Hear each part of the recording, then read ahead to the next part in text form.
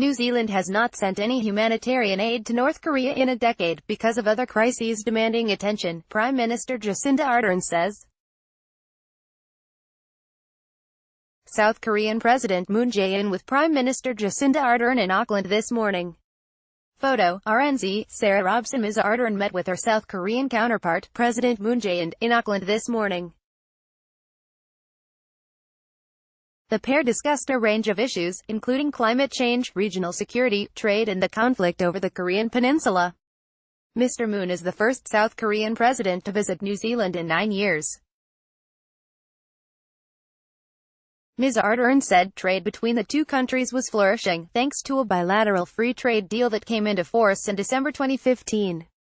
They discussed the prospect of South Korea joining the 11-country CPTPP trade deal in the future, to strengthen its strategic and commercial links in the wider Pacific, she said. The Prime Minister acknowledged Mr. Moon's efforts to try to bring peace to the Korean peninsula and establish dialogue with North Korea. New Zealand had consistently urged North Korea to denuclearize, Ms. Ardern said.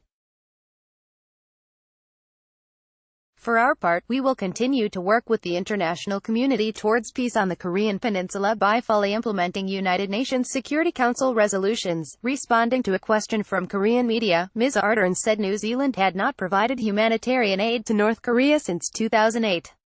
That change has only been a reflection of the many competing demands for humanitarian aid, not the escalation of the nuclear issue, she said.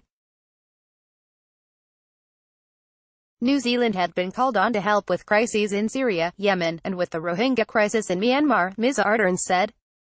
Following today's meeting, New Zealand announced that South Korean visitors would get access to e-gate passport processing at the border from next year.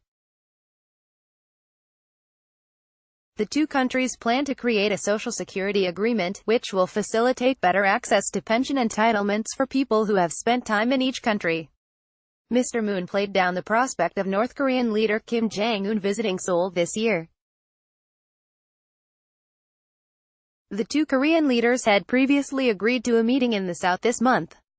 Mr. Moon said there was a possibility it could still happen, but it was more important to make progress on denuclearization and improving relations between the two Koreas.